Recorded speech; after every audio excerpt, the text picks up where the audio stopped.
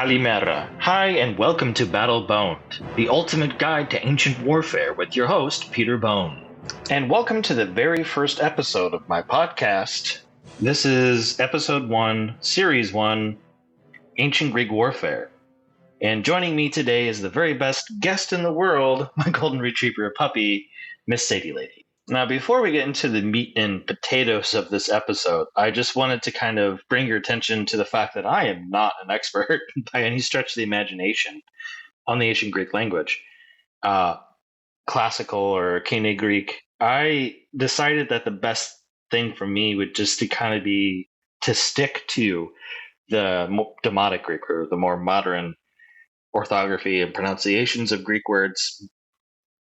And I can hear you guys out there already sharpening your spears. If you want to crucify me, that's fine, but just wait until the Roman episodes.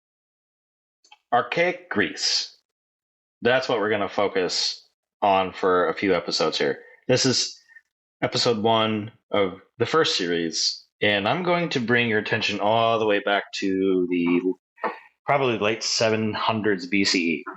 Now, this is an interesting era because we don't really have a lot of evidence, both archaeologically and textually, about how exactly the Greeks fought. Now, I know what you're saying. Like, whoa, what do you mean by that? Well, there's something that I kind of got into a lot. It was called the Phalanx heresies. And it's this idea that, well, did the phalanx just happen out of nowhere with the creation of the Aspis shield, or was this kind of a gradual thing over very long periods? There's a lot that we just don't really know, because there wasn't really a lot of written information until Herodotus, some 200 years after this battle that I'm going to talk about happened. And even then, Thucydides even writes just a short summary of it. So what I'm going to talk about is something that I think that is important to kind of showcase the evolution of Greek warfare and Greek battles. And this is the Battle of Lelatine Plains between the polis, or the city-states of Chalkis and Eretria, on the island of Euboea. Now, this summation that Thucydides writes is kind of a short summary. It's a little footnote. He says that no major collective actions of the Greeks were taken between the wars of the Trojans and the Persians, but there were petty squabblings and raidings, except for the old war between the Chalcidians and the Eritreans, which caused most of Hellas, or Greece, to pick sides to some extent. Archilochos, 7th century BCE poet, he also kind of referenced to the Lelatine War. He said, well, he talks about how the warlike lords of Euboea do not use bows or slings, but swords only. Quote, not many bows will be drawn, or will slings be common. Whenever battle will be joined in the plain, instead of much sighing work will belong to the sword. For the warlike lords of Euboea are experienced in that manner of war. There's truth to the matter. Archaeological evidence has shown that there were warrior burials in the area. These dated to about the same time frame, 710, 705 BCE, in which these supposed battles took place. Now, this old war between these two economic powerhouses of Archaic Greece, which before this whole thing, they were kind of friendly, right? Together, they kind of said, oh, we're buddies, we're only, some not that far away. This is an island, they kind of share it. They're kind of trading with each other, and they actually founded several colonies. They were the first ones to do so. They started to kind of hate each other. Their populations were growing. They needed more farmland. And the Lelatine Plains, that has this river snaking through it, was perfect for farmland crops, especially grapes. And so they kind of started to covet this land, and they wanted to annex it for their own city-state. And they kind of come to blows.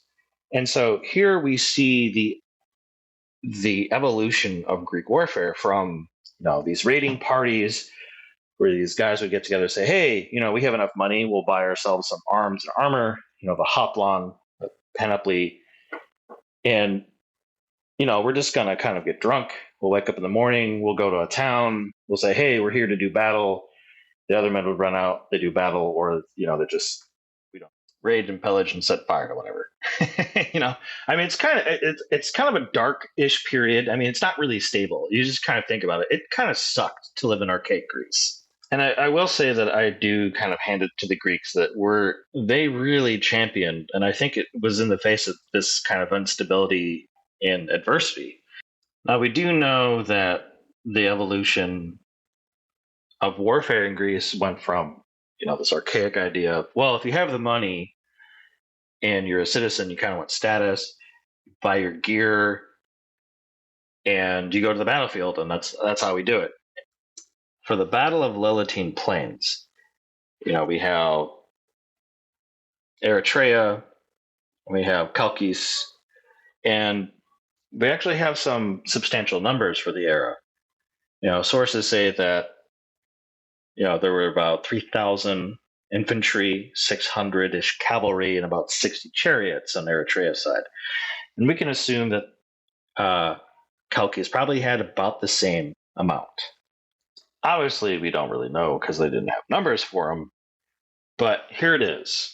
If you can just imagine these two armies coming together, Greeks, they get on this plain. They're like, man, we want this. No, we want this. They come to blows. They really don't like each other. And so you have this hostility brewing in between these two polis. And the identity of these men, these were probably poorer merchants all the way up to the elite class that could afford, weapons and armor of the era. And, this is the beginning of the Iron Age in ancient Greece. And so which I think starts about 1000 BC. And because of this iron, now you have another technological advantage where weapons are made of iron. So now you have your spear tips, your swords made of iron, and they're going to cut through the bronze of the earlier periods. So we have these two sides. You have a fair amount of infantry, and we don't really know if there was light infantry or not. So we're just going to assume, as the codes of war were stated in the sources, that was shield and sword and probably spears, and no missile troops. I mean, you're going to stand there and duke it out like real Greek men. And this part of the podcast is going to kind of be devoted to putting yourself into the mind space, or in your mind's eye, the picture or the imagination of you being a common soldier in these battles. And I'm going to try to do my best to kind of narrate what you might experience, what you might see in these battles. And so, Lelatine Plains, here we go.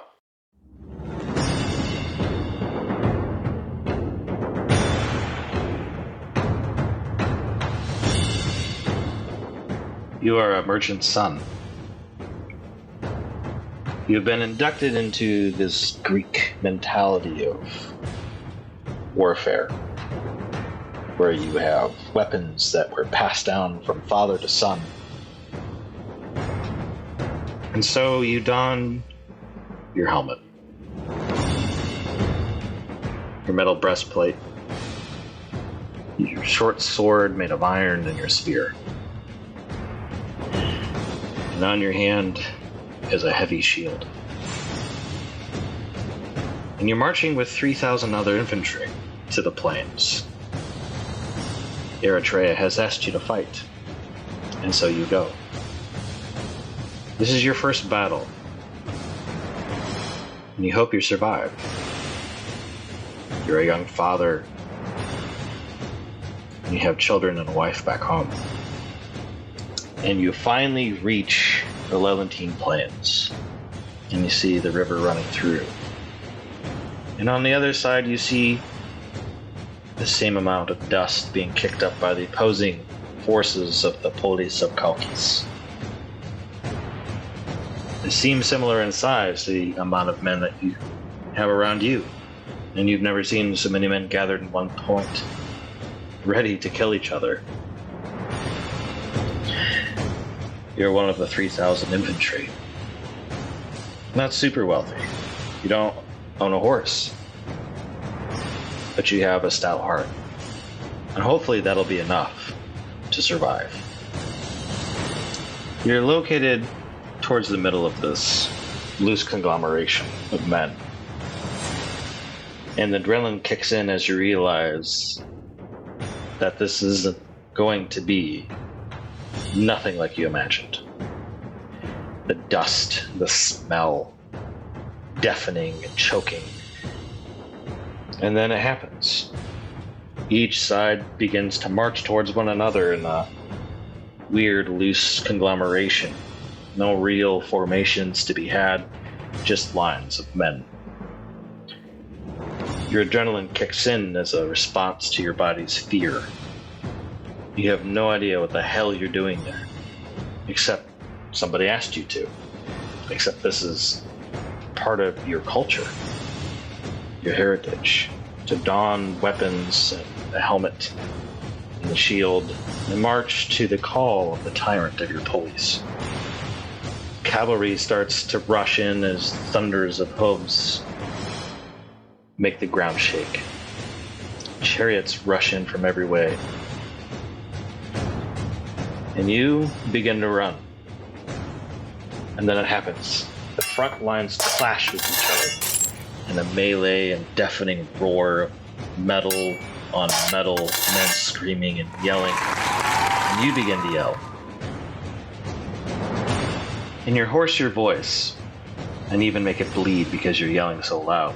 Because the adrenaline pumping through your body, the response, your vision narrows just a little bit. But you're trying to keep focused.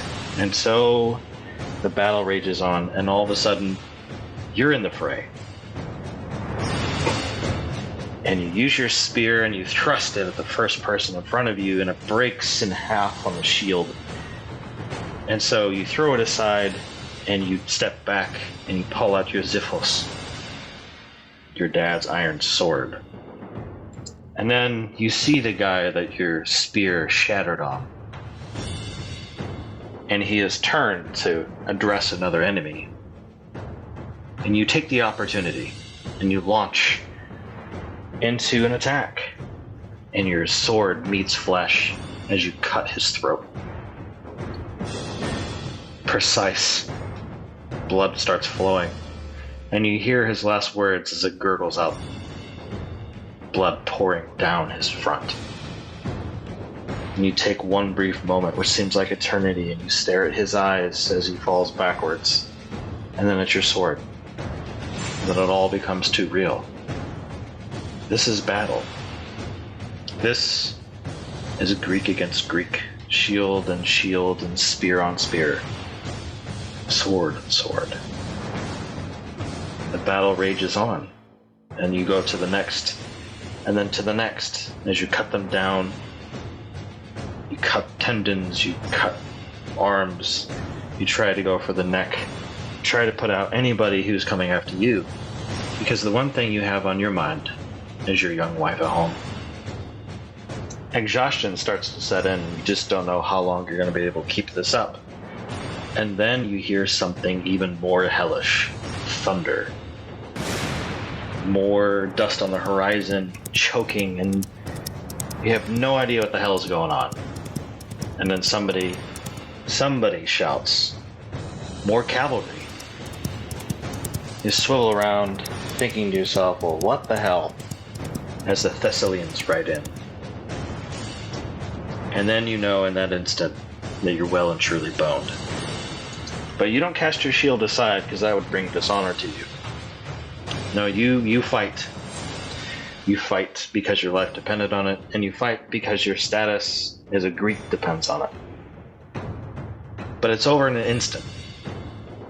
The cavalry and the chariots that your side boasted finished, and so no longer could support your infantry. And so a tactical retreat was ordered. And you slowly and then fast run from the battlefield, routed. And you realize that the Polis of Chalkis had won.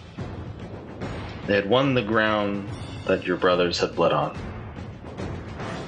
But you're alive and marching back to Eritrea and to your home, and you don't care because you're alive. And that ends that segment of the podcast. Sorry for the abruptness, but this is what I want to happen for the rest of the podcasts, where I have a section in there for kind of a storytelling part of it to kind of really put you in that mind frame, a little bit of explanation before, and then a little outro afterwards. So if you have listened this far, I just wanted to say thank you very much. I greatly appreciate it.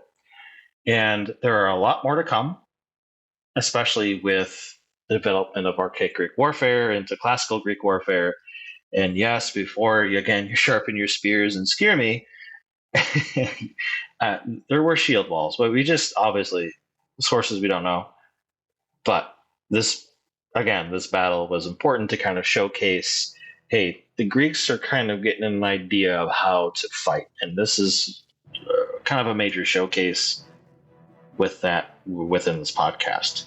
So I just wanted to say thank you again for listening to all the weirdness that goes on here, and hopefully you guys will keep listening. If you have any suggestions, if I should keep kind of a storytelling element from a different perspective in the podcast, let me know in the comments.